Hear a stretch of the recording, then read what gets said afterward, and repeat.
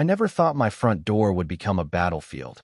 But that's exactly what happened the morning Karen blew it off its hinges, clipboard in hand, her voice already halfway to a verdict before she'd even crossed the threshold.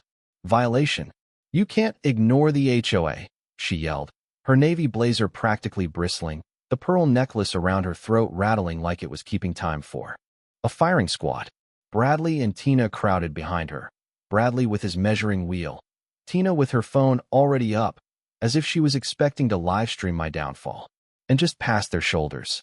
The reflection of red and blue lights cut through the morning, squad cars rolling in like backup for a middle school drama turned county crisis. I should have been more scared, but all I could feel was this numb, humming disbelief. It's a storm door. The flag's for my dad, I said, trying to keep my voice steady. But Karen didn't care about explanations. She cared about power, about procedure, about some invisible rulebook that, if you looked too close, was really just a mirror for her own need to be in charge. She dialed 911 right there, thumb jabbing the numbers, never breaking eye contact. Hello, police. We need officers now. Homeowner is hostile. Emergency enforcement. Before the word hostile had even settled, Lauren stepped out of the hallway. Boots first, uniform neat, badge catching the morning light. Her presence immediately making the air in the house feel less panicked and more grounded. She hadn't even taken her duty belt off from the night shift. Ma'am, she said to Karen, voice low, practiced, calm in a way that demanded attention. You just forced entry into a private residence. The words hung there for a second, heavier than the shattered door. Bradley muttered, she's in uniform. And suddenly nobody was sure whose emergency this actually was. The cruisers hit the curb, officers piling out. Lauren didn't flinch, she stepped between Karen and me, open-palmed, controlled, eyes kind but sharp. Everybody stay where you are. Nobody reach for anything. Karen's fingers hovered over her purse. You could feel the tension, years of microaggressions, warning letters, and fake smiles all packed into this one front porch, everyone waiting to see who'd blink first. I wish I could tell you it was the first time we'd tangled with Karen and her HOA crew, but it wasn't. We'd moved to Cedar Ridge for the neat lawns, the yellow mailboxes, the promise that if you followed the rules, life would be tidy. But nobody tells you that. Rules can be a weapon. The first violation was for a storm door that was apparently the wrong beige. I went to the office, Karen behind her desk, a bowl of peppermint candies and a sign that read, "This is not a democracy." She pointed at a color chart. "That's almond. We require cedar sand." I tried to laugh it off, tried to be neighborly. "Can I just get it approved now?" She shook her head.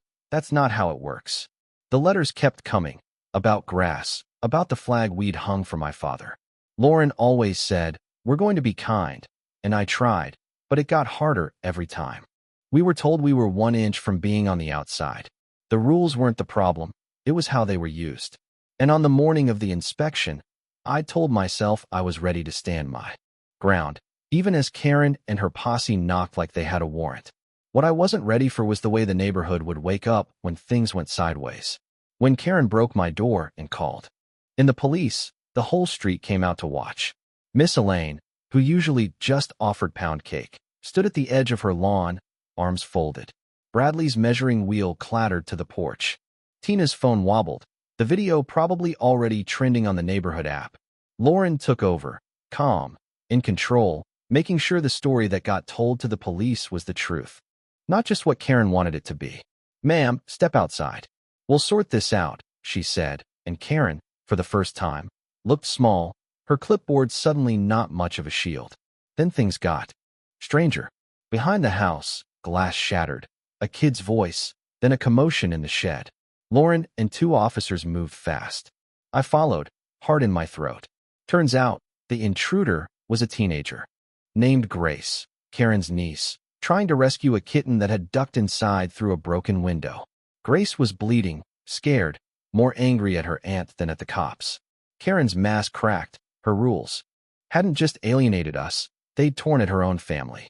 "You care more about rules than people," Grace said, and the air went still. But Cedar Ridge doesn't like to let you off easy. While we were patching up Grace, someone smelled gas. The door frame, busted in by Karen, had cracked a line near the kitchen. Lauren moved like lightning, cutting off the gas, getting everyone out. Firefighters and police everywhere. I killed the power. Bradley actually helped plug a hydrant leak with his broom handle. And for a second, the neighborhood worked together, not as a rulebook, but as a real community, sandbagging, rescuing, running hoses. Just as the tension started to fade, a tow truck showed up. The HOA sent a contractor to seize my door and flag as non-compliant items. The block froze. Neighbors bristled. Lauren stepped in front of the guy, telling him he was interfering with an emergency scene. The crowd, all muddy and tired, sided with us, not with the rules, but with the people. And then the drone appeared. HOA letters stamped on the side. Camera pointed right at my broken door and the folded flag for my dad. Tina gasped. That's their compliance drone. The crowd groaned. Enough, Karen shouted, her voice finally snapping. This isn't what Cedar Ridge is supposed to be. For the first time, the president of the HOA turned on her own authority. But the battle wasn't done, because black SUVs rolled up, a corporate team led by a man in a suit named Miles. You're in serious violation, he said. We'll be pursuing maximum fines and lien procedures. Lauren stood tall, the crowd at her back, and said what we'd all been thinking. You don't own people's dignity. And today, you don't own this street. The city inspector took control, suspending HOA authority over the block due to the emergencies, and the crowd cheered. For the first time, the tide had turned. Neighbors, police, and even Karen standing up to the suits. But it wasn't over. Gunshots echoed from the direction the SUVs had gone. Sirens wailed. Lauren and the officers ran toward the danger. The rest of us huddled together, fear and adrenaline mixing. In the mud. When it was over, Miles's men were in handcuffs. The news rolled. The neighborhood caught its breath, and I realized, when I picked up a black folder from the mud, that Cedar Ridge was just the beginning. Phase 2, 3 more neighborhoods marked for takeover. We stood together, muddy but unbroken, neighbors not just by address, but by choice. Karen apologized, Grace forgave her.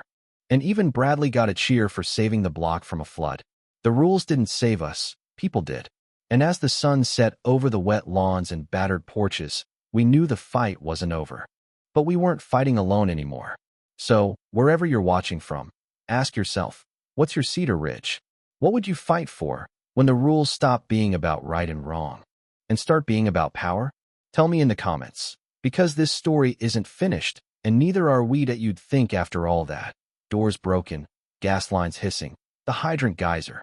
HOA drones shot out of the sky, men in suits getting cuffed on my front lawn. Maybe we'd get to breathe for a second, right?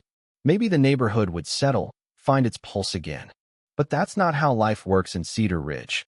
Not when you're dealing with people who think a contract matters more than a kid with a scraped hand or a flag for a father you still miss every single morning. We were standing there, still muddy, the block looking less like suburbia and more like a movie set after a disaster scene, when that black folder in my hand started to feel heavier by the minute. Lauren flipped through the maps, her brow furrowed, jaw set. It's not just us, she whispered. This company, this Miles guy, they're planning to flip half the county. You know that feeling, when you realize you're just a small part of a much bigger game. That cold little shiver on the back of your neck? Yeah, that. Karen must have seen the look on my face because she edged closer, still holding Grace, her niece, her lifeline, the proof she hadn't totally lost her soul to the rulebook. He told me this was a test, she said quietly. I didn't believe him. I just wanted to be needed. Her pearls were half broken now, blazer ruined, but for the first time she looked like a person and not a problem. Grace hugged her tight and whispered, just be my aunt again. It landed harder than any policy ever could. Miss Elaine, tough as leather and twice as sharp, called the neighbors together with her cane like a town crier. They want us fighting each other so they can buy us up cheap. We're not giving them the satisfaction. And you could see it on people's faces, right there in the mud, resolve blooming where there'd just been fear and shame. But the adrenaline was still buzzing in my bones, and the sirens, the police lights, they all kept reminding me that peace here was temporary, just a pause between rounds. Karen tried to apologize. I let him in. All those violations, all those warnings. I thought I was helping. Grace started to cry. Tina gave her a hair tie. Even Bradley stood there, broom handle in one hand. Face gray, but you could tell the war inside him was shifting. And then, as if the universe wanted to remind us the bad guys don't just give up when the cameras leave, we heard it, a sharp crack from down the block, the unmistakable report of gunfire. It cut through the cheers, dropped everyone's heart to their shoes. Kids screamed, parents dove for cover, Lauren barked orders, her hand already on her weapon. "Stay with Daisy," she yelled at me, her eyes already scanning, already running through worst-case scenarios. I tried to get Karen and Grace to safety, but Karen was frozen, staring into the distance. "It's them," she choked. "It has to be them." The city inspector was calling for backup. The news reporter ducked behind her van. The whole crowd a single held breath. I grabbed Karen's arm, whispered, "What do you know?" Her eyes shone with something I'd never seen. Pure, old fear. Miles isn't just an HOA suit. He's got ties to a development firm. They force people out, flip the land, move on. If shots are ringing out, it's a warning. He's not letting this go. And right then, you could feel the block waking up for real, not just to the mess on our lawns, but to the mess we'd invited by thinking you could ever trade community for control. 3 more shots cracked, then silence. Before Lauren's voice came, sharp and clear, "Scene secure." The relief was so sharp it hurt. When she appeared, safe, flanked by officers and a new squad car rolling up, people cheered like it was the 4th of July. They'd caught 3 men, Miles's guys. Loaded and angry, now cuffed and getting read their rights on live TV. Lauren explained for the news. 3 armed suspects in custody, no injuries, situation under control. The neighborhood roared. Miss Elaine lifted her cane. Grace buried her face in Karen's blazer, and this time Karen just held on, letting herself be a mother, not a manager. But the relief was brief, because that black folder was still in my hands, heavy as guilt.